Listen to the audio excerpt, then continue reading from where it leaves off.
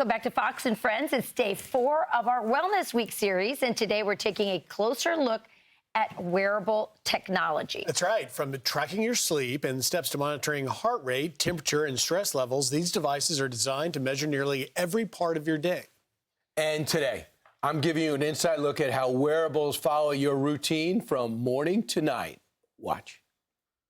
Hi everybody, welcome to my morning. Sorry about the lighting, but everybody's sleeping in my house. I got my Oura Ring, my sleep schedule. I just did 4 hours and 1 minute, but I have some REM sleep, 14%, over 20% in deep sleep. Feel pretty good, I feel pretty fresh. I'm in the elevator now, 2 hours, just going over some stuff. Got about 8 minutes to the show. Look at my stress levels, not really much. Heart rate, pretty much the same. I think my Ring is kind of mad because I'm not moving enough, but what do you want me to do? I'm on a computer. Well, that's it for Fox and Friends. Now, checking my stuff right now on my wearables. It looks like my activity is a little bit below. You see the stress level spike just a little bit. You even have the timeline over there. You also see as I make my way over to radio, my activity is going to pick up because as you know, I'm going to go work out and then I'm going up to West Point. So I'll see if I can get closer to all those goals. Okay, I'm still on radio, but I try to do this to get up. Why? I started doing this during the pandemic because I was going crazy just sitting in a chair. Check out my heart rate. Went up a little bit, check out my activity, check out my steps. All right, I just finished working out. That's the gym. It looks like I'm hitting my weekly goals. There's no more red. There's nothing but white, a little bit of space at the end, so some work left to do. So I told you I'm at West Point, right? What a great scene. I've been doing a shoot now for a few hours. You see my scores. Heart rate's pretty solid, doing a lot of walking, a lot of talking. So that's it for me. That's a night back from West Point. My heart rate was pretty steady. Too much inactivity because I was in the car way too much. They want me to go to bed, but it was another complete day. It started at 2:30. I'm walking to the house at 9 o'clock. Be up for a little while. Get ready for tomorrow. See ya. Wow. So I have that Oura Ring. And by the way, let's bring in cardiologist Dr. Craig Basman. Great to see you, doctor. Always great to be here. So that was just one day. I started in the morning, and then I worked out in between, went up to West Point, and came back. And there was a lot of inactivity because I was in the car. But Doctor, take a look at Brian's sleep score. It's very similar to President Trump's. So here it is. He only slept 4 hours and 11 minutes. he's upset by that. But okay, let's look at What how was I much doing there for 23 minutes? What was I doing in bed, not sleeping? He has a sleep debt of 10 hours and 10 minutes. What would you say? How would you advise Brian on this? Well, I don't think you have to be a cardiologist to diagnose him with suboptimal sleep. Okay. But that being said, I think these wearable devices are changing the landscape of cardiology, right? The future is incredibly bright, and not just for preventative care, which is what we're talking about for Brian, right? He's a healthy individual. We're trying to improve his physiologic metrics, but also screening and detection of actual cardiovascular pathology.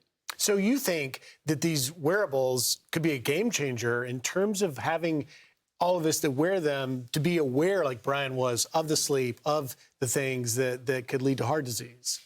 Absolutely. I mean, cardiovascular disease is all about risk reduction. Now, I'll say something like sleep, right? Sleep is associated with the heart. What we know is that good sleep, duration, quality of sleep, people that sleep more than 6 hours, good quality, up to 20% reduction in heart attacks, strokes down the road. Now, that's a relative risk reduction. I'm not saying that's going to happen to you, but it's all about numbers and improving your metrics.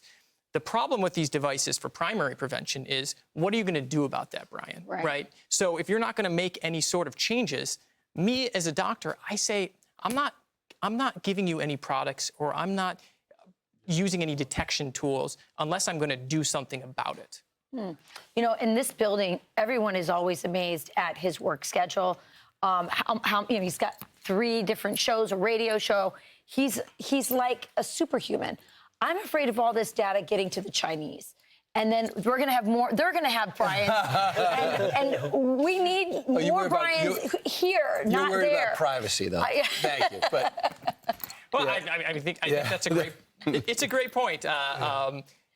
We as the American College of Cardiology, we've already recommended that these things be medically regulated, because this is a lot of patient-sensitive information. Right. The wearables you're talking about. The wearables, But they're accurate, So how do they correct? protect them? They're accurate. So do you feel good about, should I feel those accurate? Anyone who has an Oura Ring or a Whoop, do you feel as though the numbers are accurate?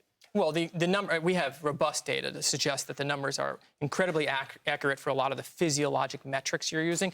Things like your resting heart rate, your heart rate variability, all these things are accurate. And in addition to that, some of these devices, including the Apple Watch, actually have the ability to detect abnormal rhythms of the heart, things like atrial fibrillation, affecting millions of Americans and have significant clinical risks when not diagnosed. They're very accurate for those detections, too. They also track how much you're walking, which is great. So is this a device that you would say is for everybody? Is there a particular benefit for older people or younger people? Talk to us about the age factor. So I think the application of the device is different based on who you are and what your cardiac risk profile is. So, for example, younger people, it's a great primary prevention tool to improve your physiologic metrics. Remember, heart disease starts a lot younger than we expect. Plaque starts to develop in the heart arteries and the brain blood vessels earlier on in your 20s and 30s. So the best impact you can do is actually by improving your physiologic metrics at a young age. Now, in the older population, it's a little different.